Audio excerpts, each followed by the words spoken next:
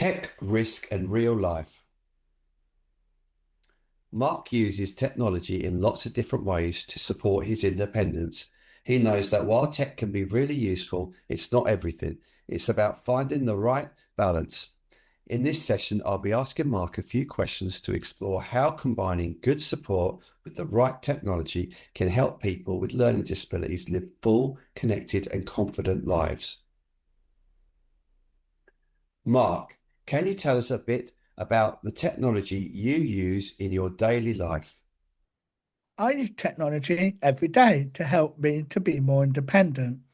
At home, use things like the Alexa, AI tools, and apps that reminds me about things, play music, and even controlling the lights.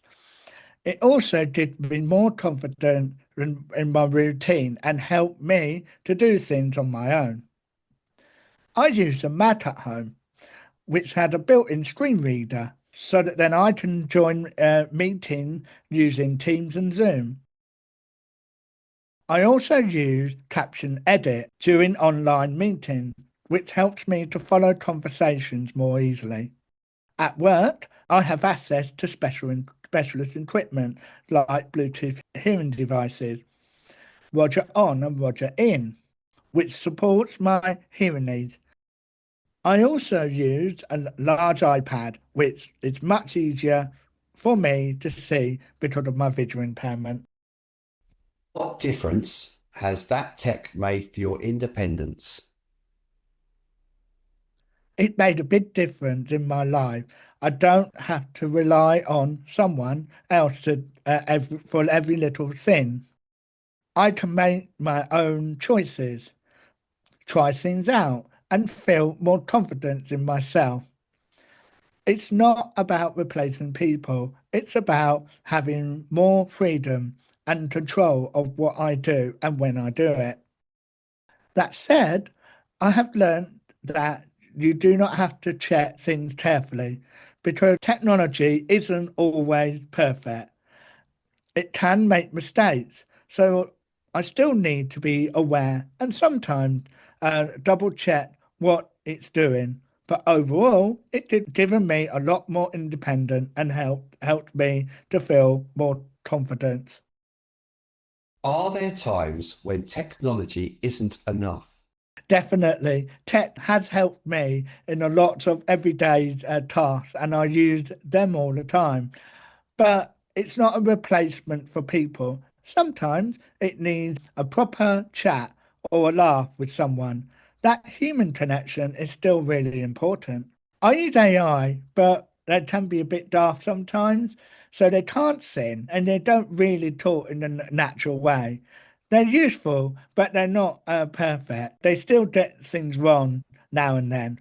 I use tech every day to help me to manage things like my finances, especially keeping track on bills and subscriptions.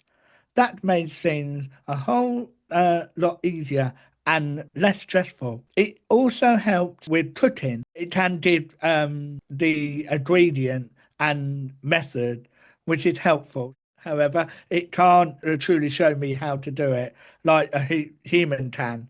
That's where the real support still matters. You've spoken about taking positive risks. What does that mean to you?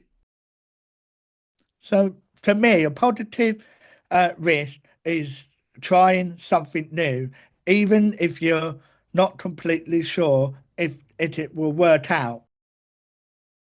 So, a good example is when I wanted to buy a new electric keyboard. I used ChatGPT to help me to research what keyboard were available and which one would suit me best. They can be quite pricey, so I didn't want to waste money on something that was right.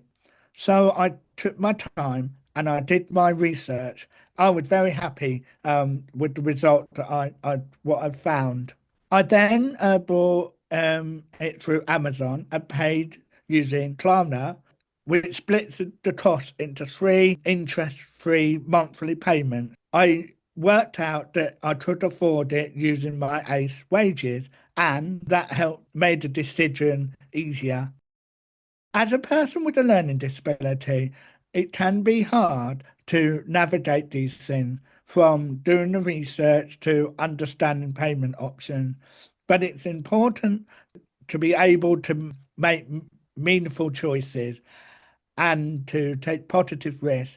I am really happy with my keyboard and I'm proud of the steps I took to get it. How can we make sure there's a good balance between using technology and still having the human support people with learning disabilities need to live well and make meaningful choices?